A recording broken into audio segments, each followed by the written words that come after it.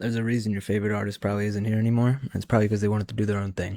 Let's get a little more into that. Atlantic Records has a track history. Let's talk about it. I posted a video talking about this and there was some misinformation in there and I'm very sorry. I'm here to clear it up. Atlantic Records is responsible for the death of at least 5 artists, Oliver Tree included. So, we know that Oliver Tree died in a plane collision. Well, that plane was only operated by one driver, by himself, and this isn't the only time that Atlantic Records has used a plane as a cover-up. Iconic female artist Aaliyah, owned by Atlantic Records, tried to part ways in July of 2021 when less than a month later, she dies of a plane. The way she just so confidently said that, owned by Atlantic Records, it was 2001, not 2021, that Aaliyah died. So she's just here clearing up misinformation, this girl, but it was 2001 that Aaliyah died. Accident. Then there's Otis Redding, also owned by Atlantic Records, killed in a plane accident. Then there's Ronnie Van Zant from the 70s, who's owned by Atlantic Records, who dies in another plane accident. So that's 4 plane accidents now. Oliver Tree, Aaliyah, Ronnie Van Zant, and Otis Redding. Vonnie. So about 1 month before Oliver Tree passed, he posted a series of TikToks expressing his anger for his record label and explaining that they are not going to allow him to have any of the licensing. Don't let him show us any of his new music. So he had no future music plans as of right now. There was also a podcast that he went on very recently talking about how the CIA uses his music for torture techniques, and they play Life Goes On and On, I Miss You, Hurt, and there was one other one that he said that they would play on a loop. There's also this really, really weird clip where Oliver Tree is talking about how he knows somebody in the Southern America that has thrown people off of helicopters and burnt them into volcanoes. And what's really weird about that is that Brazil is in South America, and he had something crazy happen to him in Brazil in a helicopter. So Yeah, I'm like, he died. I don't know, it's weird. Israeli Prime Minister Benjamin Netanyahu's best friend owns Dua Lipa, Cardi B, Lil Uzi Vert, Kodak Black, Jack Harlow, Megan Thee Stallion, and What a coincidence. many more, all controlled by Craig Kallman, who runs Atlantic Records. Atlantic Records is run by AMG, which is run by Elliot Grange. Elliot Grange is the son of Lucius Grange, who happens to work with Drake and all of these famous celebrities. AMG is owned by Warner Music Group, whose chairman is Michael Linton. Warner Music Group is owned by Access Industries, which is a holding company owned by Len Blavatnik. Guess what everyone in this video has in Why common? did bro just flex on us?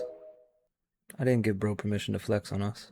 Also known as Atlantic, also known as Electro, also known as 300 Entertainment, YSL. also known as more rich white billionaires. And just like anything else, it's only the tip of the iceberg. Damn near every single one of our A-list celebrities are controlled by the big 3.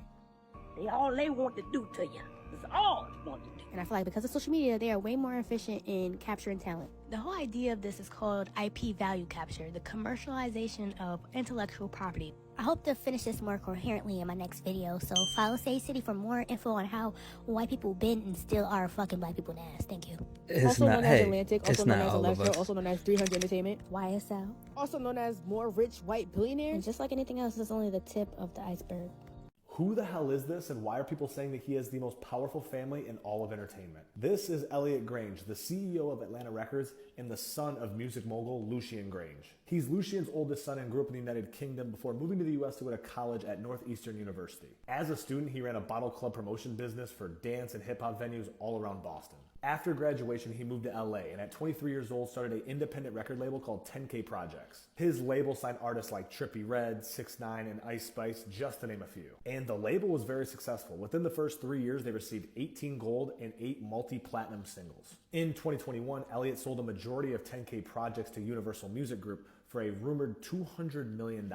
And the CEO of Universal Music Group is Elliot's dad, Lucien. But Elliot still ran the daily operations for 10K Projects until recently when he was just named the CEO of Atlantic Records at just 30 years old. And Atlantic Records is owned by Warner Brothers Music, which is Lucien Grange's biggest competition for Universal Music. It's also important to note that the rest of 10K Projects catalog was sold to Warner Brothers earlier this year. Therefore, the Grange family now controls more than 40% of the music industry, including the biggest artists on the planet, like Drake, Taylor Swift, The Weeknd, Billie Eilish, and so many more, making the Grange family the most powerful family in entertainment.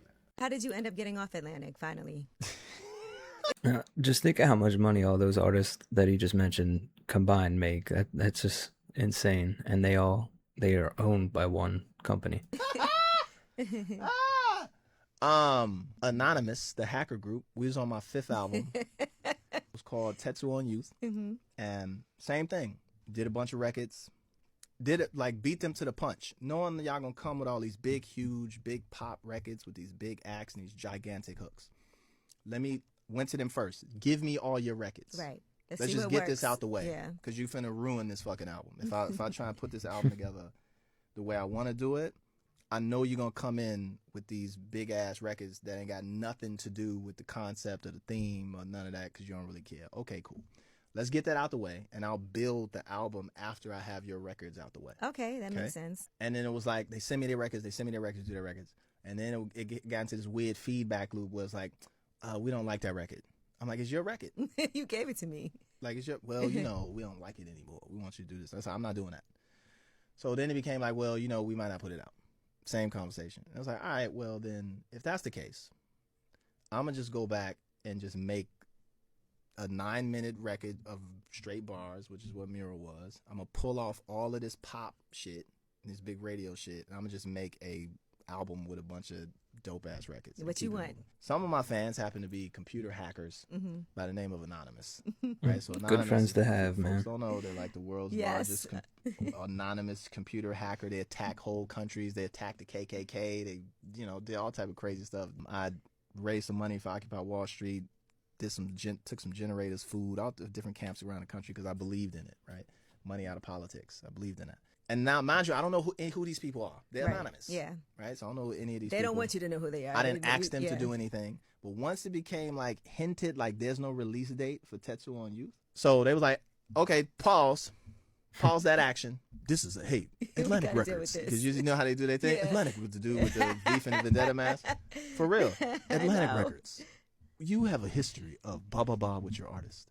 If you do not give Lupe Fiasco a release date within 24 hours for his album, we're going to dox and cyber attack Atlantic Records, Warner Music, and all of your subsidiary companies, employees, and everyone. Now, I got real family. I consider family at Atlantic. I didn't know this happened. They're like, we finna dox everyone. DDoS attack. We finna shut down your servers, the whole shit. You got 24 hours. What Lupe, what's going on? I was like, fuck them. Why would you submit to that? Right? Just do whatever it needs to do, right? So they put out a release date. Julie Greenwald called me, got in touch with Chill, was like, yo, not only that, here's the release date, but then also here's your release date. Oh, wow. You got to go. You got Too big of friends. friends. Fuck about it here.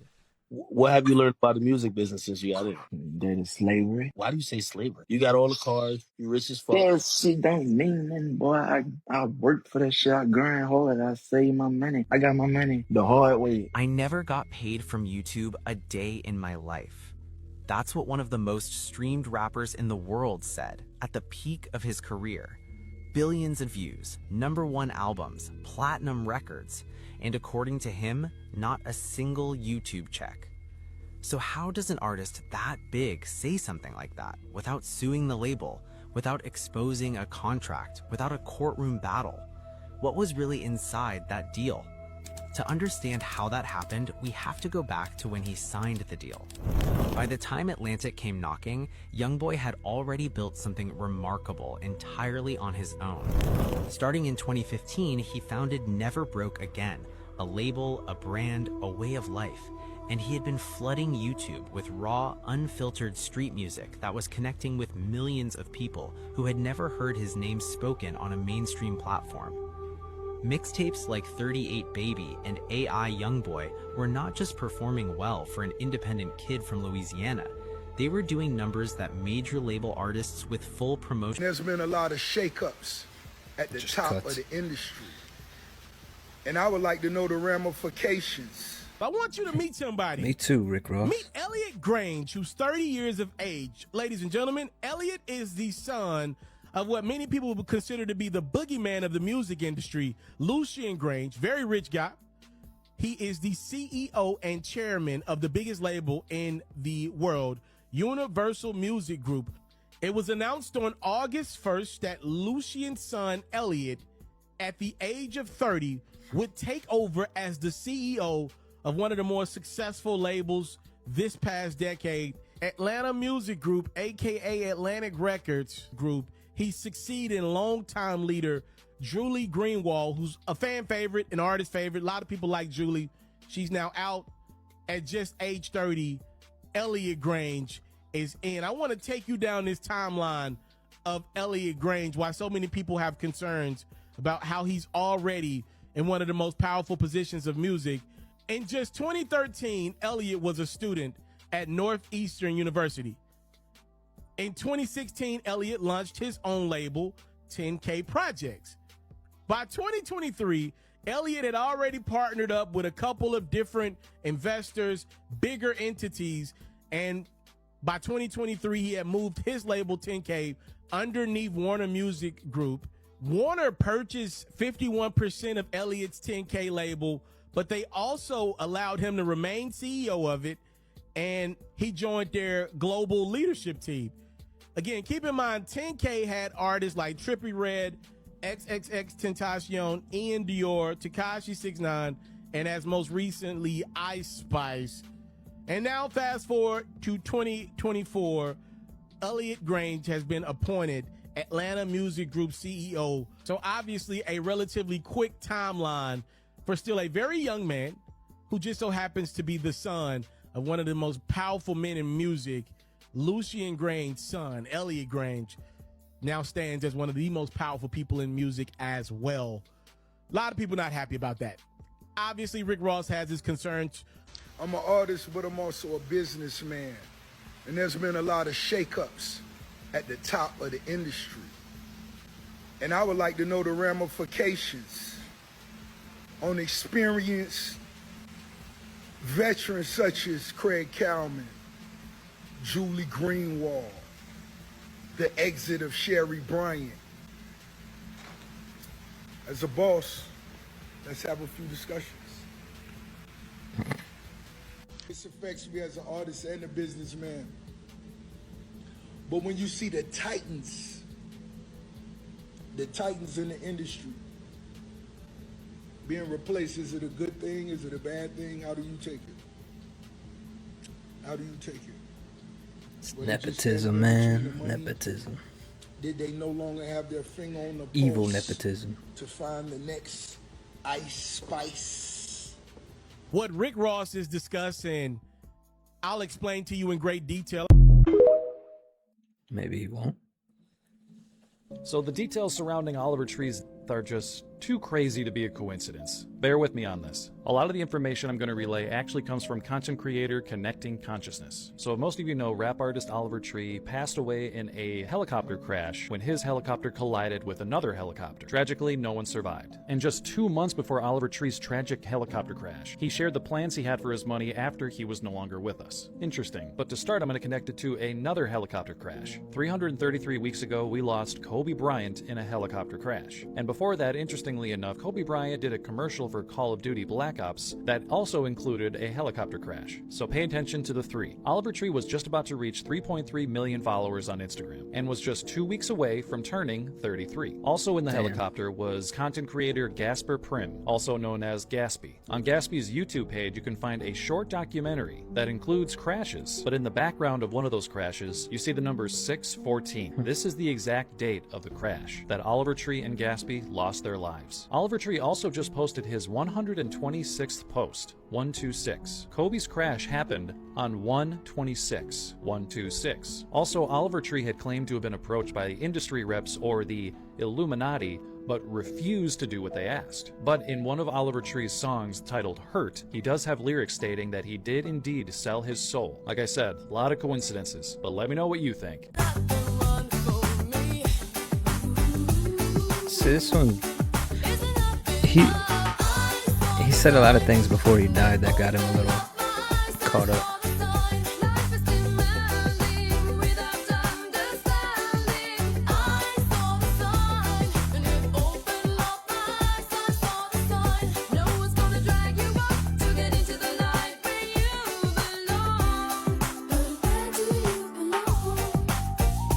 Again, I don't think y'all understand how crazy this is. Oliver Tree and 5 other people died in a helicopter collision in the middle of a major world tour. Mind you, prior to this world tour, an album of his was pushed back. Atlantic Records said they wasn't going to release it. So what did he do? He left Atlantic Records, and you don't see nothing wrong with that. Matter of fact, look at this shit. I just got word that my album is no longer coming out. Love You Madly, Hate You Badly is officially canceled, and I'm parting ways with Atlantic Records. Behind the scenes has been nothing short of a nightmare. I have no marketing budgets for music videos, no digital ad spend. Nobody really cares in the building, it seems like. I made a lot of money for Atlantic Records, and they don't seem to remember that. I think he wants us to listen. No support. They forgot to ingest multiple songs into the system, which means the songs didn't He come wants out. us to listen. I had a Valentine's Day breakout song that didn't even get released because someone forgot to put it in. Something about this Oliver Tree situation feels way too strange to ignore. Not long before his death, he was talking about leaving Atlantic Records, claiming his album was cancelled and saying people behind the scenes didn't care anymore. Then somehow, shortly after fighting to release his music independently, he ends up dead in a helicopter crash in Brazil. Maybe it's all tragic timing, but fans are asking the same question. Coincidence? Or is there more to this story than we're being told? I left my record label, let's talk about it. After making tens of millions of dollars over 8 years for Atlantic Records, they no longer want to support my art because I'm not making songs for TikTok. And after dedicating my entire life to making art, I never got into this to make TikTok songs. I know the effects of TikTok. I've had multiple songs that connected there, but that's not why I got into making art. Over the last 2.5 years, I traveled 82 countries and recorded this album on all 7 continents. These are the types of projects that charge me as an artist. This is why I got into it in the first place. And just because I'm not making songs for TikTok means that the label doesn't want to support the vision. Well, guess what? Just a month before his death, Oliver Tree reportedly walked away from Atlantic Records because he felt they no longer supported his artistic vision and wanted music that was more TikTok friendly. Then, only weeks later, he dies in a helicopter crash in Brazil. There's no evidence connecting these events, and right now it's only speculation, but the timing has sparked conspiracy theories across the internet. Fans are asking, was it simply a tragic coincidence, or is there a deeper story we'll never fully understand? What do you guys think? What's your dream way of dying? So, this sounds fake, but this is actual factual information. So I knew someone, I don't want to say the country because I don't want to get in trouble and I want to be able to go back to that country, but basically I know someone who was working, his family worked against a specific government in Central America. I can't say the specific country, but he was basically a traitor, and the government found out, and they threw his uncle off of a helicopter into a volcano. I think the volcano is just the most classic way to go. Yeah. And think about it. How did he die? Right. But he fell, or maybe he even jumped. You know, it's like he jumped in a volcano. That sounds epic. Yeah. It don't sound bad. But the thing is how big is a volcano hole? Huge. You never been to a volcano? No, I've never seen. Oh my God. They real? Of course. Have you ever... Are they real? It's a weird question.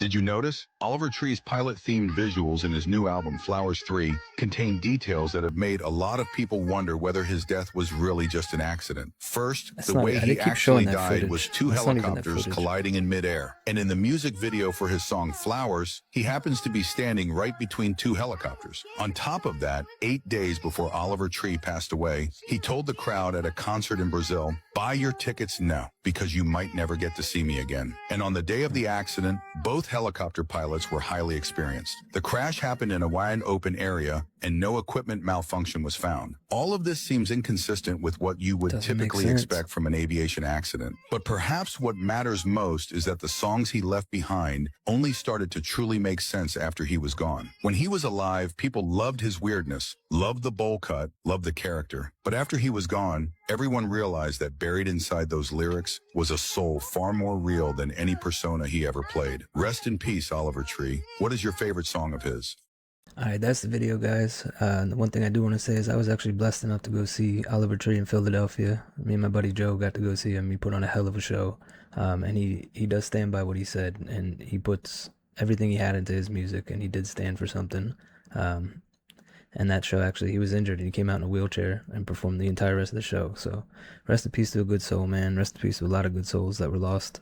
I guess for being the David going against Goliath and losing that battle ultimately, which is a sad thing. But we'll be doing more of these videos. I'll be doing a lot more. If you want to like, follow, and subscribe to follow along with the journey, I'll be making more as soon as I'm done with this one. So just follow along, and I'm glad to have you guys here.